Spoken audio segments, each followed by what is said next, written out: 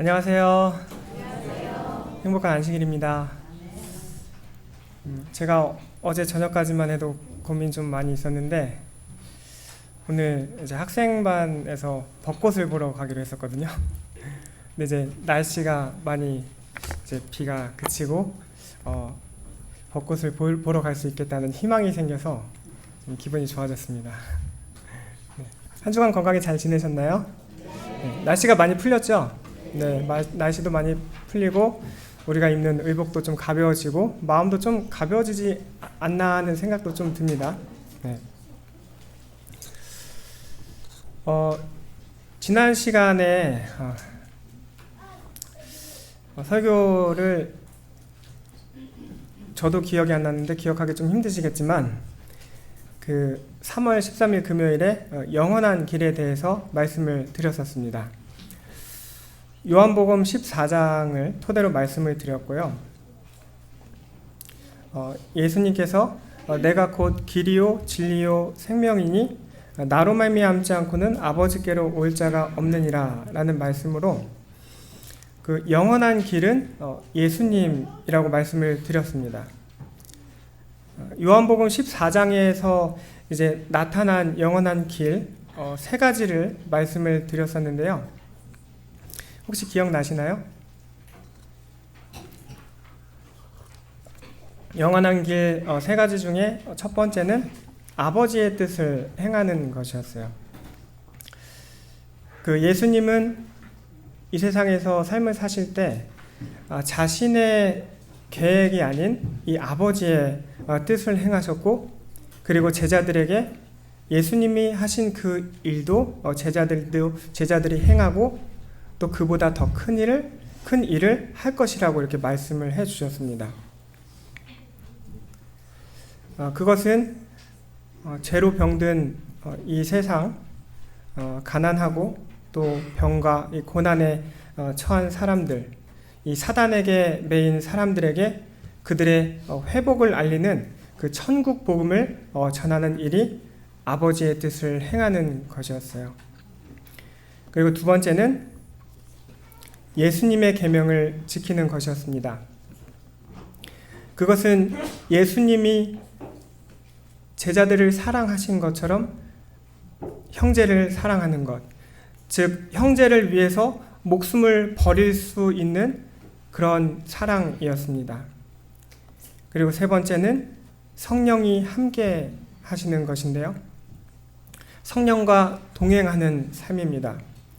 예수님께서는 보혜사, 즉 우리를 도우시는 영을 보내주실 것이고 우리와 함께 하실 것이고 우리 속에 계셔서 우리를 혼자 두지 않으실 것이라는 그런 약속을 해주셨어요.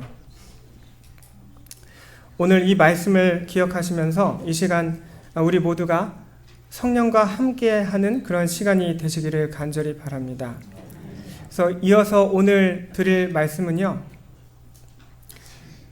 제목이 무엇인가요? 오직 주님의 은혜로라는 말씀입니다.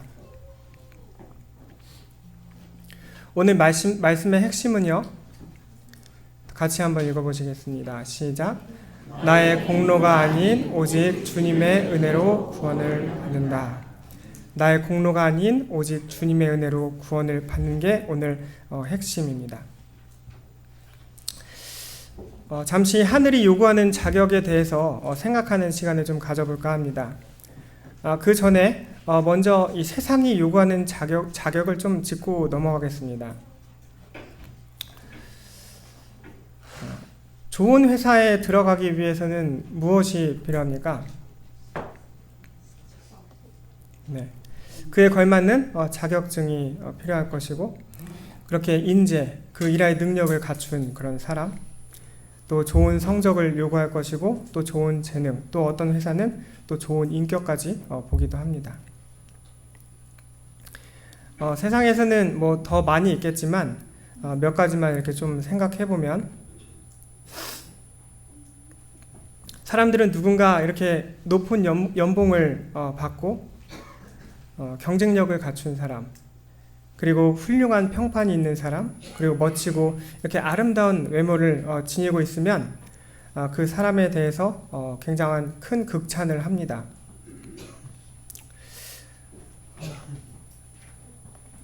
반면에 하늘이 요구하는 자격은 어떤 것일까요?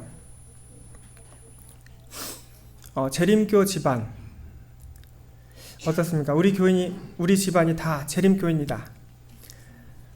우리 교단 내에서는 좀 내세울만 하겠죠? 네, 우리 교단 내에서 우리 가정은 재림교 집안이다. 그리고 결혼할 때도 이렇게 재림교 집안이라고 이렇게 내세우고, 또 신앙에 대해서 이야기할 때 내세우기 좋은 그런 주제이기도 합니다.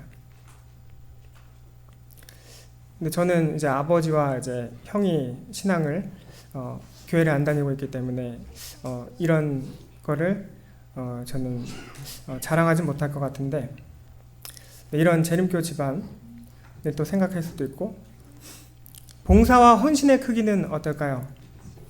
많은 시간을 들여서 봉사활동하는 것, 또 내 돈, 내 몸, 내 에너지, 시간을 사용해서 다른 사람들을 도움을 준 행동들입니다. 칭찬받을만 하고 본받을만 합니까? 네, 칭찬받을만 해요. 본받을만 한 것입니다. 또 무엇이 있습니까? 헌금의 양, 내가 드린 십일금과 이제 헌금의 양, 많이 벌고 또 많이 내고, 어떤 경우는 이 11금에 10분의 1을 내시는 분도 계세요. 또 많이 내는 분은 10분의 3, 또 어떤 경우는 절반까지 내는 분도 있으실 것입니다. 그리고 또 어려운 이웃들을 위해서 이렇게 돈을 지혜롭게 잘 사용하는 그런 분도 계실 거예요. 예수님은 이런 것에 대해서 결코 나쁘게 말씀하지 않으셨어요.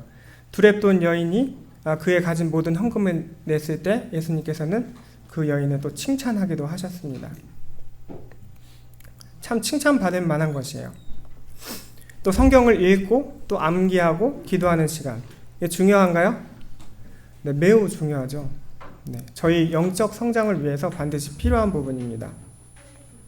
나중에 예수님께서는 잘하였도다 착하고 충성된 종아라는 그런 칭찬을 하실 때 이런 부분에 있어서 몇 가지에 대해서 칭찬을 분명히 하실 것입니다.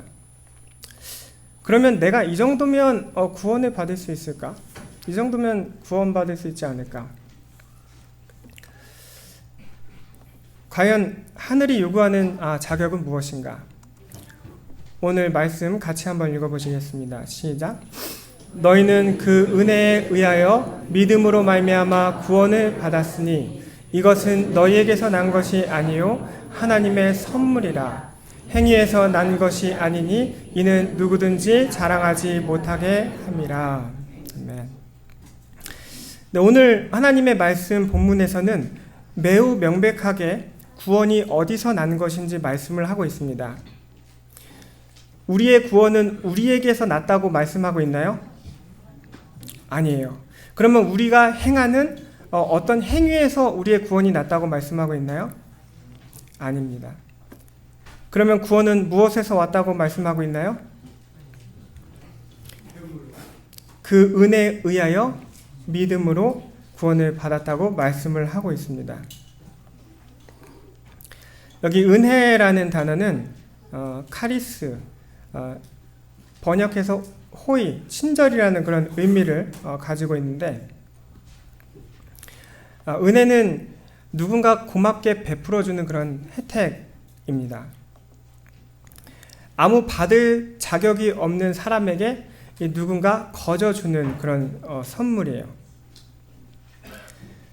그 사람이 무언가 행한 것도 없고, 그 사람이 무언가 내세울 것도 없고, 그 사람이 받을 만한 어떤 자격이 없음에도 불구하고 그런 아무 받을 만한 자격이 없는 사람에게 거저 주는 그런 선물을 은혜라고 합니다.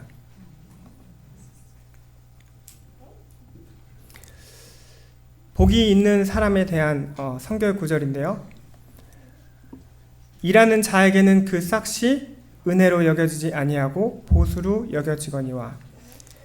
이를 아니할지라도 경건하지 아니한 자를 의롭다 하시는 이를 믿는 자에게는 그의 믿음을 의로 여기시나니 일한 것이 없이 하나님께 의로 여기심을 받는 사람의 복에 대하여 다윗이 말한 바 불법이 사함을 받고 죄가 가리어짐을 받는 사람들은 복이 있고 주께서 그 죄를 인정하지 아니하실 사람은 복이 있도다 함과 같으니라. 네, 전에 우리가 마지막 시대에 드려야 할 기도는 시편 139편에서 다윗이 드렸던 그 기도. 내게 무슨 악한 행위가 있나 보시고 나를 영원한 길로 인도하소서라고 했던 그 죄에 대한 제거 또는 그 용서를 구하는 그 기도가 우리가 마지막 시대에 드려야 하는 그 기도라고 말씀을 드렸었습니다. 오늘 말씀에서도 그 맥락은 같습니다.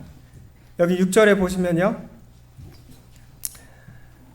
복이 있는 사람에 대해서 어떤 사람이 복이 있다고 말씀하고 있습니까? 6절에 보시면 일한 것이 없이 하나님께 의로 여기심을 받는 사람.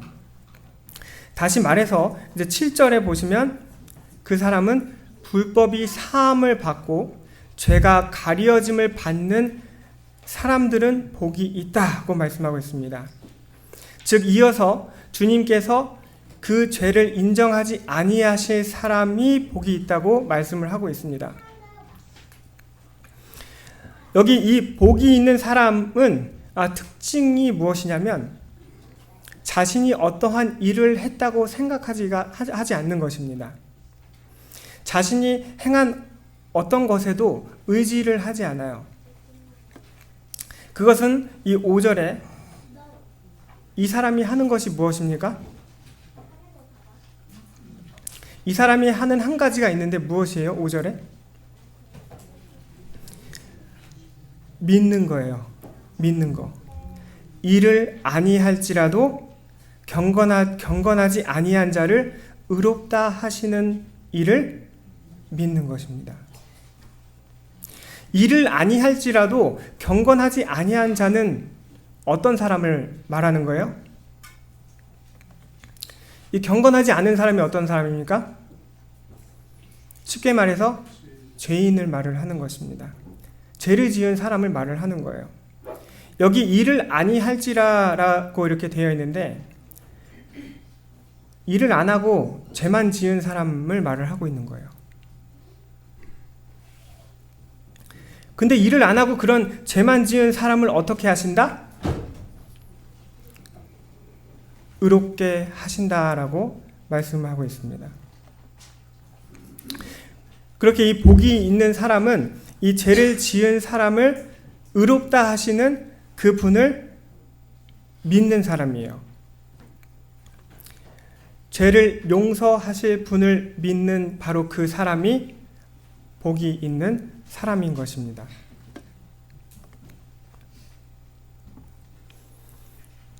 같이 한번 읽어보시겠습니다. 시작.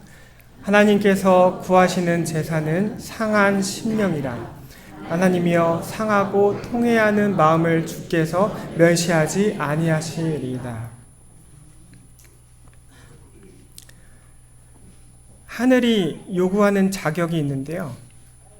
그것은 바로 상한 심령입니다.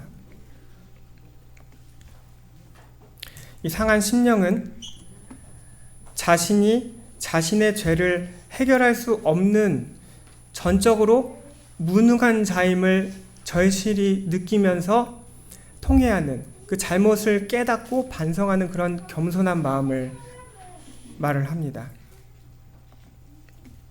자신이 구원받을 자격이 없음을 인정하는 그런 마음이에요.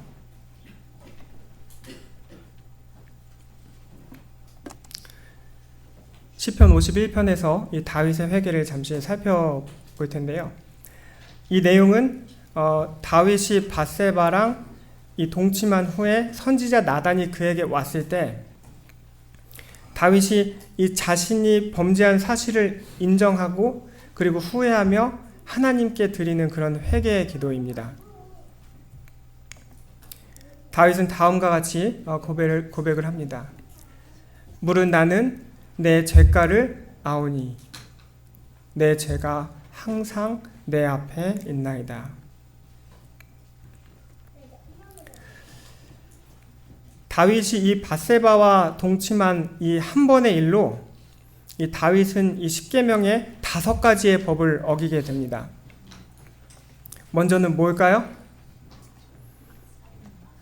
간음죄입니다. 이 우리아의 아내 밧세바와 동침하며 배우자가 아닌 다른 사람과 성관계를 가진 거예요. 이것은 십계명의 7번째 계명을 범한 간음죄였습니다. 그리고 더 나아가서 이것은 남의 아내를 탐하는 탐심에 대한 율법을 또 범한 그러한 죄였습니다. 그리고 이것은 이어서 무엇입니까? 다른 사람의 아내를 빼앗은 도둑질까지 저지른 죄로 이어지고요. 그리고 다윗은 밧세바가 이제 다윗에게 그의 아이를 임신하였다는 이야기를 해요. 그러니까 다윗이 자신의 죄를 은폐하기 위해서 이 우리아를 전쟁 중에 불러서 그의 아내와 이제 동침을 하게 합니다. 하지만 실패해요. 그래서 다윗은 자기의 죄를 고백하기보다는 그 우리아를 전쟁에 나가게 하고 그 최전방에서 전쟁에서 싸우다가 죽도록 이 상관에게 편지를 써서 명령을 함으로써 우리아를 죽게 하고 자신의 죄를 숨기려고 합니다. 거짓 증거를 하는 거예요. 9번째 계명까지 저지릅니다. 그리고 결국 다윗은 어떻게 합니까? 우리아를 전쟁 중에 죽게 함으로써 살인까지 저지르게 됩니다. 다윗이 이 하나님의 율법으로 다윗의 이 사건을 비춰봤을 때 다윗은 구원을 받을 수 있는 사람입니까? 없는 사람입니까? 다윗은 결코 절대로 구원을 받을 수 없는 인물이에요. 만일 하나님의 법으로 그의 삶이 심판을 받는다면 그는 결코 이 사망의 형벌에서 벗어날 수 없는 그런 상태였습니다. 근데 이런 악조건에도 불구하고 다윗에게는 정말 귀한 마음이 있었어요. 무엇입니까?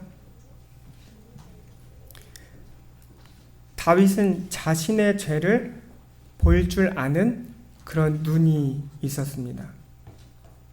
그래서 시편 51편 3절 말씀처럼 그는 하나님 앞에서 자신의 죄를 알고 있다라고 이렇게 고백을 합니다. 이게 엄청나게 중요한 부분입니다. 많은 사람들은 자신이 죄를 지으면 어떻게 생각하나요? 그럴 만한 이유가 있었다면서 핑계를 만들어요. 때론 어떤 경우에는 순간 그 형벌을 모면하기 위해서 자신이 잘못했다고 용서를 구하기도 합니다. 그런데 그런 형벌과 그런 불리한 상황이 지나면은 어떡하죠? 다시 그 잘못을 반복적으로 또 행동해요.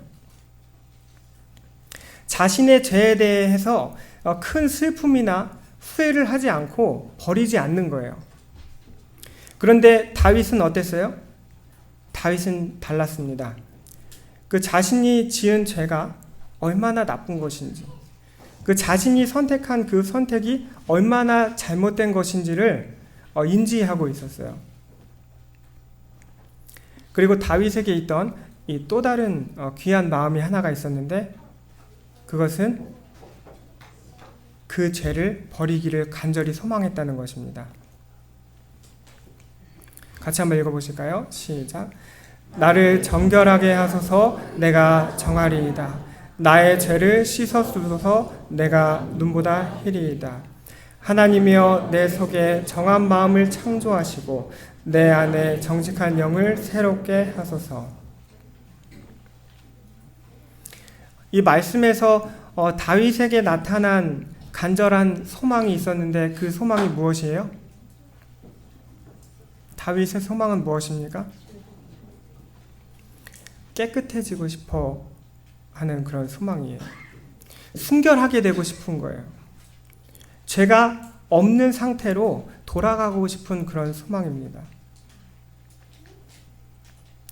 다윗의 소망은 하나님께서 자신의 죄를 제거해 주는 것이었어요.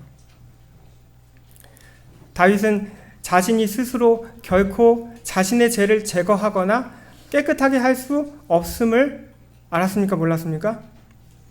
알았어요.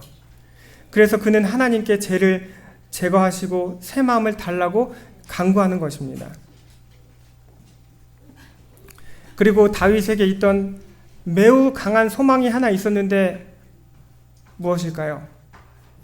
다윗에게 있던 매우 강한 소망이 하나 있었습니다. 같이 한번 읽어보시겠습니다. 시작.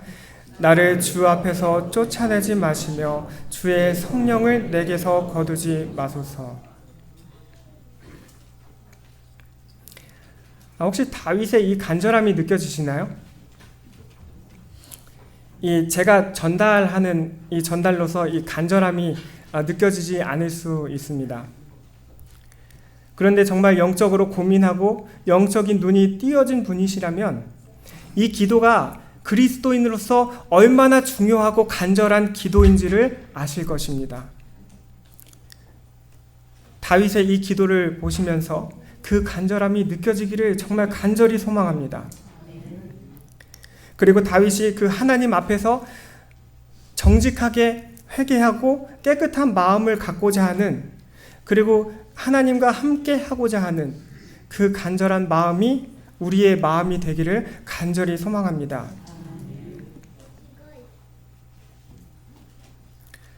바리새인과 세리의 기도인데요. 여기 9절부터 14절까지 같이 한번 읽으실까요? 시작.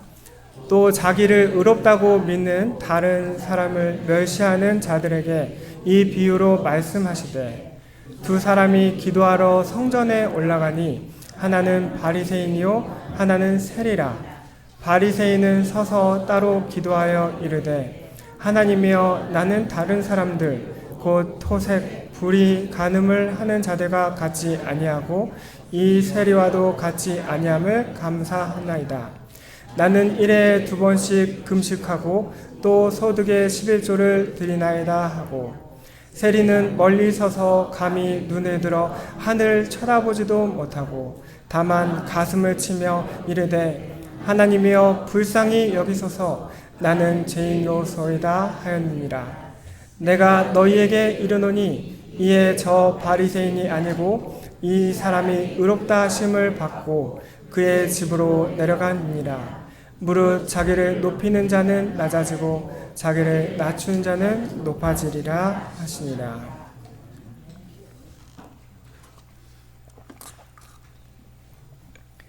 바리새인은 자신이 여기 토색, 약탈, 강탈 또는 이 남의 것을 빼앗는 거죠. 그리고 불의, 악한 행위, 그리고 간음, 이런 거를 본인은 행하지 않고 스스로 정결하다고 생각을 하고 있었습니다. 그러니까 이 겉으로 드러나는 어떤 범죄적인 행위는 이 바리새인이 하지 않은 것 같아요.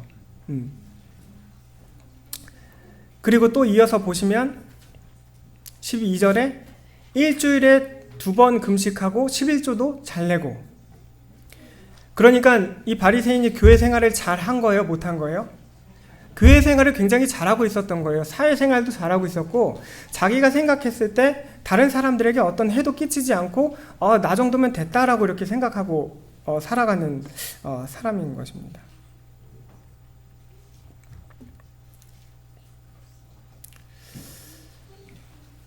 자신의 행위와 공로에 대해 대단한 만족감을 가지고 있었어요.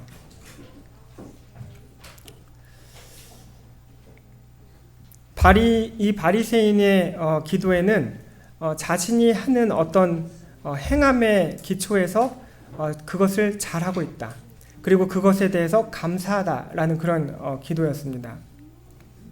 근데 어떻게 보면 그렇게 크게 문제가 되지 않는 것처럼 보일 수가 있어요. 그런데 예수님은 이 바리새인과 이 세리를 대조하시죠. 바리새인과 다르게 이 세리는 하나님 앞에서 무엇을 자랑합니까?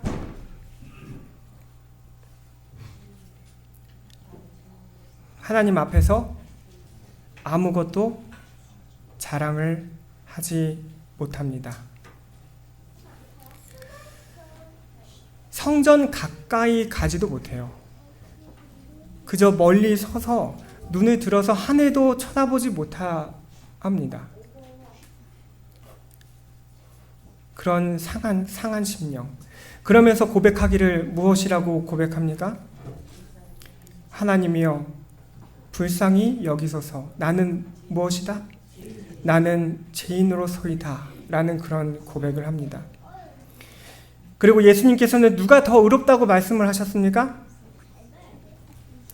바리새인이 아닌 그 세리, 신앙을 하지도 않는 그 사람을 더 의롭다고 여기는 거예요. 여기 시작 부분에 이 말씀을 하신 대상이 있습니다.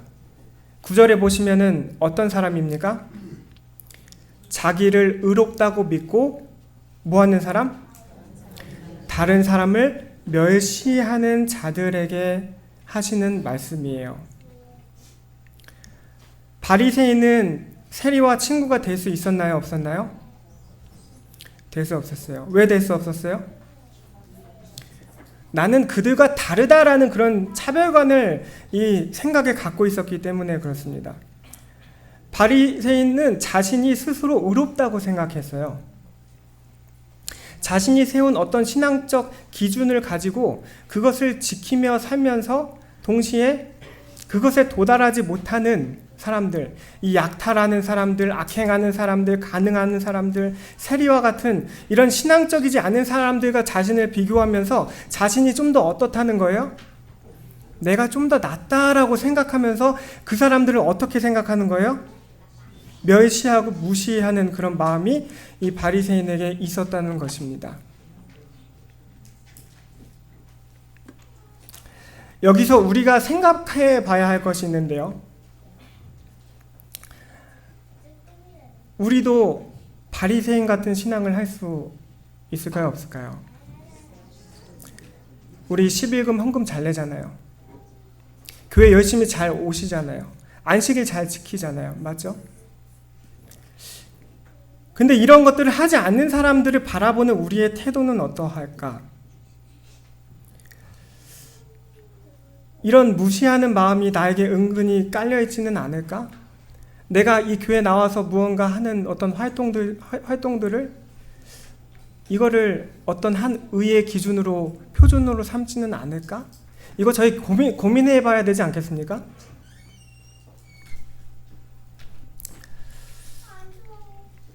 장벽이 생기는 겁니다. 하나님의 백성과 죄인 사이에 장벽이 생기는 거예요. 근데 예수님의 뜻일까요?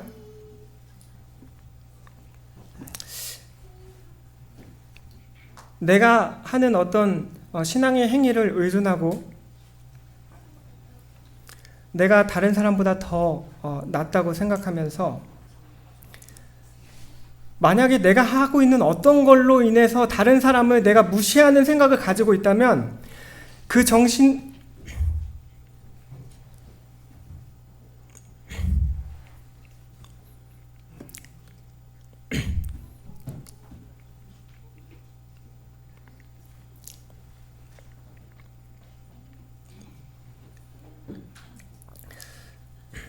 그 정신을 다 내어버리시기 바랍니다.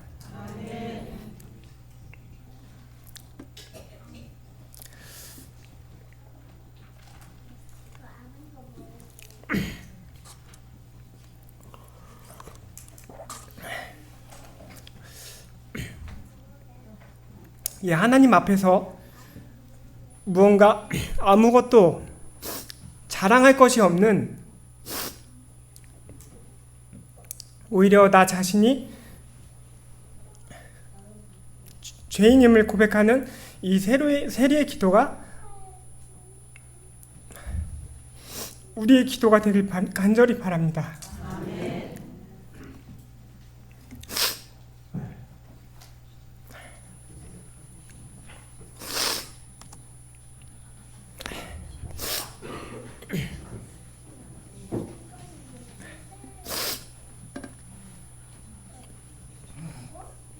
네.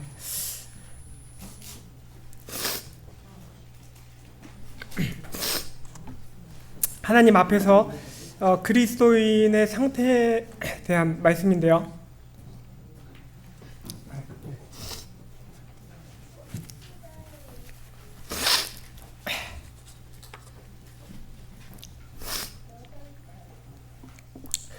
여기 같이 한번 읽어보시겠습니다. 시작.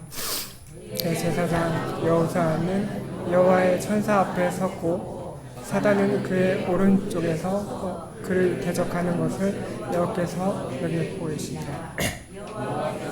그에게 이르시되 사탄아 여호와께서 너를 책망하노라. 여기서는 유택한 여호와께서 너를 책망하노라.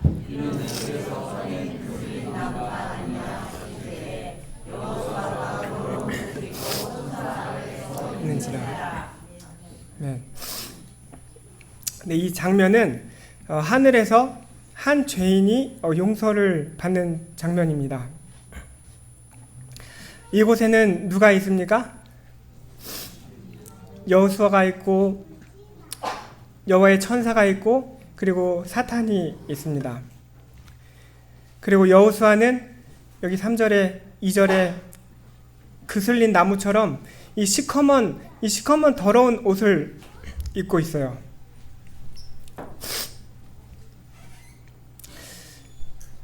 이 더러운 옷은 우리가 아무리 노력을 해도 깨끗하게 할 수 없는 그런 죄로 더럽혀진 우리의 상태를 의미합니다. 근데 여기서 저희가 주목해야 할 것은요, 하나님께서 이 더러운 옷을 입고 있는 여호수아를 책망하십니까? 책망하지 않으십니까? 하나님께서는 이 여호수아를 책망하고 있지 않으세요. 그렇지만 누구를 책망하고 있습니까? 네, 그의 오른쪽에서 여호수아 옆에 서서 그를 대적하고 정죄하고 있는 그 사탄을 향해서 책망을 하고 있는 것입니다. 하나님은 죄인을 결코 정죄하지 않으세요. 네. 그러나 하나님께서는 그런 죄인을 불쌍하게 여기시는 것입니다.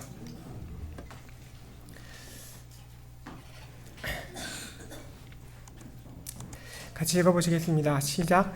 여호와께서 자기 앞에 선 자들에게 명령하사 그 더러운 옷을 벗기라 하시고 또 여호수아에게 이르시되 내가 네 죄악을 제거하여 버렸으니 옷을 입히리라 하시기로 내가 말하되 정결한 간을 그의 머리에 씌우소서 하매 정결한 그 머리에 씌우며 옷을 입히고 여호와의 전에는 곁에 섰더라. 아멘. 하나님께서는 그런 더러운 옷을 입고 있는 여호수아의 옷을 벗기시고 무엇을 입히세요?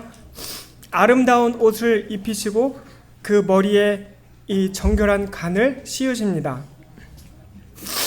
그때 이 빨간 글씨를 보시면 무엇이라고 말씀하시나요? 내가 네 죄악을 제거하여 버렸으니 라는 그런 말씀을 하십니다. 비록 죄인이었으나 하나님께서는 그 죄를 어떻게 하신다는 거예요? 제거하여 버렸다고 말씀하고 있는 것입니다. 비록 사단이 계속해서 너는 죄인이다, 너는 이것을 잘못하고 저것을 잘못하고 계속 뭔가 잘못했다, 너는 구원받을 자격이 없다, 너는 죽어야 마땅하다 라는 이런저런 소리를 계속 합니다. 그때 하나님께서는 아무 말도 할 수 없는 그 죄인에게 이렇게 말씀하고 계시는 거예요. 내가 네 죄악을 제거하여 버렸다. 네게 아름다운 옷을 입히겠다 라고 말씀하시는 것입니다. 오직 은혜로 그렇게 하시는 것입니다.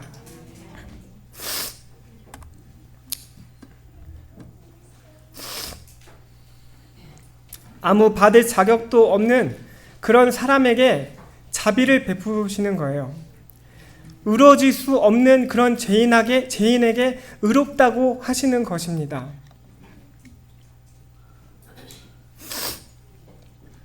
같이 읽어보시겠습니다. 시작. 나 곧 나는 나를 위하여 네 허물을 도말하는 자니 내 죄를 기억하지 아니하리라.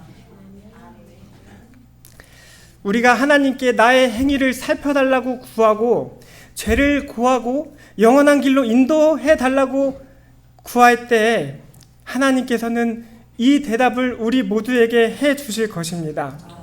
그리고 우리의 기도는 반드시 응답될 것입니다. 전에 성도제들을 제가 한번 말씀드린 적이 있습니다. 그 죄인이 죄를 자복하고 그 죄인의 죄를 양에게 안수를 하면 그 죄는 양에게 이렇게 전가가 됩니다.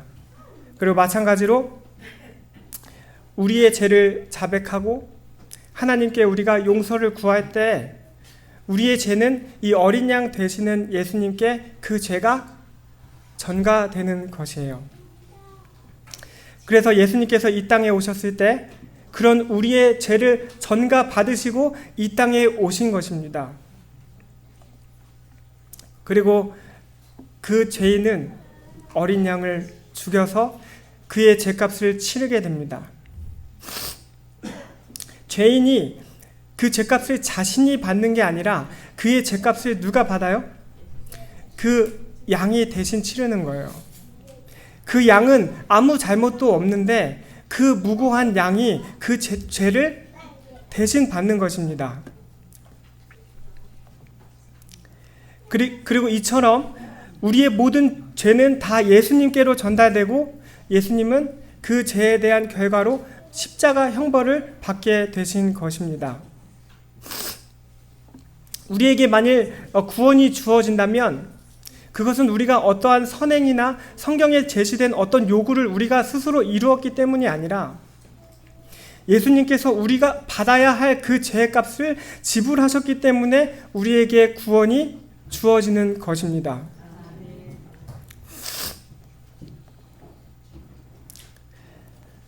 그래서 이 사실을 믿는 바로 그 사람에게 그 하늘의 은혜가 주어지는 것입니다. 이 사실을 받아들이는 바로 그 사람에게 구원이 임하게 되는 것입니다. 마지막 성경절인데요. 같이 읽어보시겠습니다. 시작. 우리가 아직 죄인 되었을 때 그리스도께서 우리를 위하여 죽으심으로 하나님께서 우리에 대한 자기의 사랑을 확증하셨느니라. 아멘. 우리는요, 생각해 보시기 바랍니다. 굉장히 이기적이에요. 그리고 굉장히 교만합니다. 무엇을 조금만 이렇게 잘하고 누구한테 칭찬만 받으면 금방 우쭐해져 가지고 다른 사람을 무시하려고 해요. 교회를 잘 다니든 뭐 회사를 잘 다니든 돈을 많이 벌든 뭔가 하나 잘하면 바로 다른 사람을 멸시하려고 하는 그런 생각이 일어납니다.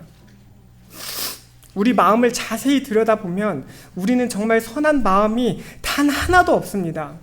누군가를 진정으로 사랑하는 그런 마음이 전혀 없다는 것을 우리는 하나님과 가까이 가면 가까이 갈수록 그것을 느끼게 될 거예요.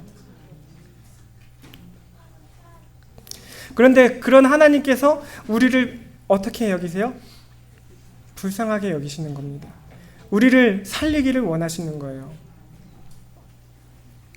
왜 그랬는지 잘 모르겠어요. 근데 그 하나님의 행동을 통해서 우리는 무엇을 배워요? 하나님이 사랑이심을 우리는 배우게 되는 것입니다. 말씀을 줄이면서요. 다음 혹시 시간이 주어지면은 이 믿음과 관련된 그 행함 또는 그 은혜 받은 자의 삶과 관련해서 말씀을 좀 이어갔으면 좋겠다라는 생각이 듭니다. 네, 오늘 이 귀한 안식일 주님께서 베푸시는 은혜를 생각하시면서 주께서 베푸신 이 사랑에 감사하며 우리 죄를 고백하는 그런 귀한 하루가 되길 바라면서 말씀을 마치도록 하겠습니다.